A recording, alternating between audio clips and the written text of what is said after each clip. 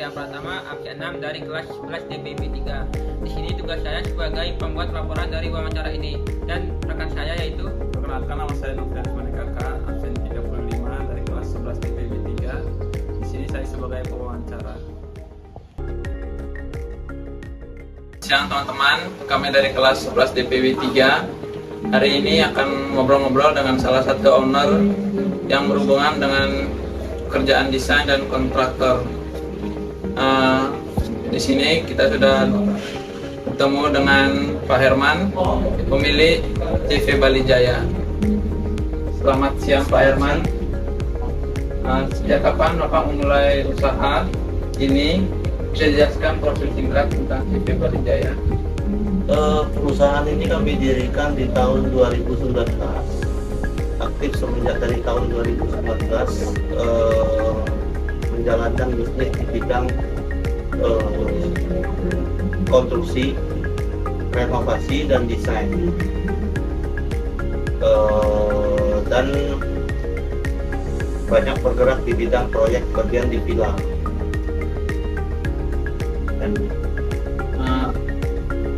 Kenapa Bapak bisa memilih bidang ini, dan kenapa Bapak bisa tertarik dengan bidang ini?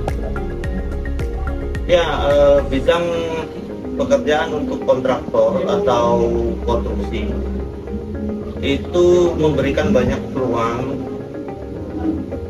karena proses pembangunan akan terus selalu berjalan dan akan selalu ada.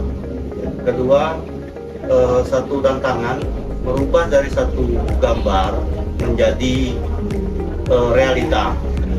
Jadi dari satu desain ke gambar yang realistis dan akhirnya menjadi satu bangunan, itu satu tantangan yang menarik.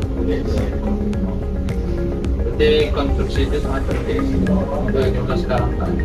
Ya, konstruksi khususnya untuk pembangunan rumah atau villa atau apapun itu akan selalu ada. Jadi peluangnya untuk continue itu sangat baik. Selama Bapak menjalankan usaha ini, tantangan apa yang paling sering Bapak hadapi? Tantangan tentu saja banyak ya, tapi terutama teknis di lapangan atau pembiayaan itu bisa menjadi tantangan yang sangat besar dan lumayan menguras pikiran untuk mengatasinya. Contoh dari hal perencanaan harus butuh kematangan, kedua disiplin waktu, material, dan yang paling penting tenaga kerja. Jadi satu manajemen harus bisa mengelola tenaga kerja itu sendiri dengan baik. apa?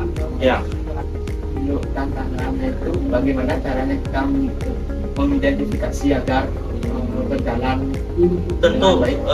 tantangan ini bermacam-macam. Contoh awal yang harus kita lakukan itu pematangan perencanaan. Jika perencanaan matang, itu akan mengurangi persentase resiko itu sendiri. Itu pertama.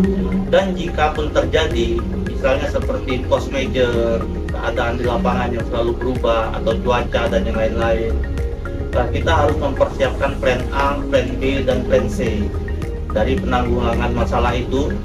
Tentu misalnya, contoh ketika terjadi force major, kita harus melakukan upaya pekerjaan dengan sistem yang berbeda.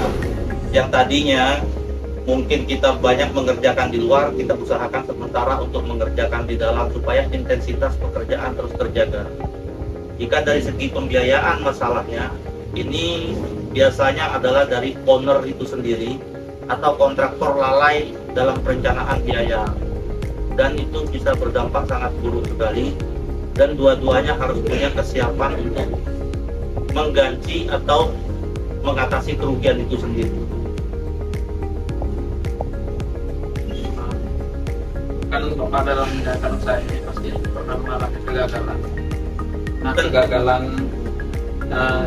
bagaimana cara memperbaiki kegagalan tersebut? Tentu setiap bisnis pasti ada kegagalan, tapi setiap kegagalan biasanya itu ada hal yang harus kita perbaiki atau introspeksi atau kita harus pelajari kesalahan itu dari mana. khususnya untuk di dalam bisnis kontraktor atau desain interior, semua berawal biasanya dari perencanaan yang kurang matang. Dan jika seperti yang Anda maksud, saya mengalami kegagalan dan bagaimana itu melanjutkannya kembali, tentu sebagai seorang pengusaha kita tidak boleh menyerah di tahap itu dan harus bisa memulai kembali. Ya, mungkin sulit dijelaskan, makanya perlu di sini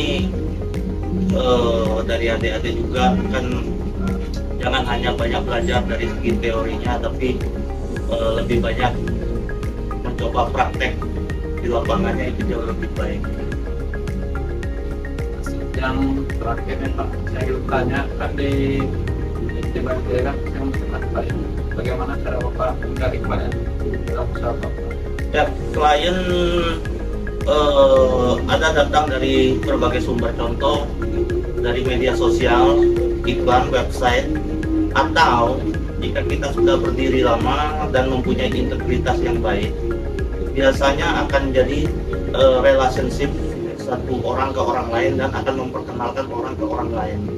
Jadi akan menimbulkan jaringan di situ atas dasar kepercayaan klien sebelumnya. Maka penting menjaga integritas kita sendiri, disiplin, waktu terutama, dan yang lain-lain. Pak Evan, sekian wawancara dari kami. Terima kasih banyak atas waktu dan jawaban serta pengalaman yang Bapak ceritakan bagi kami semua. Ya, sama-sama. Dan juga semoga melalui CV Bali Jaya terus semakin maju dan sukses. Dan mohon maaf apabila ada kesalahan kata selama wawancara kami.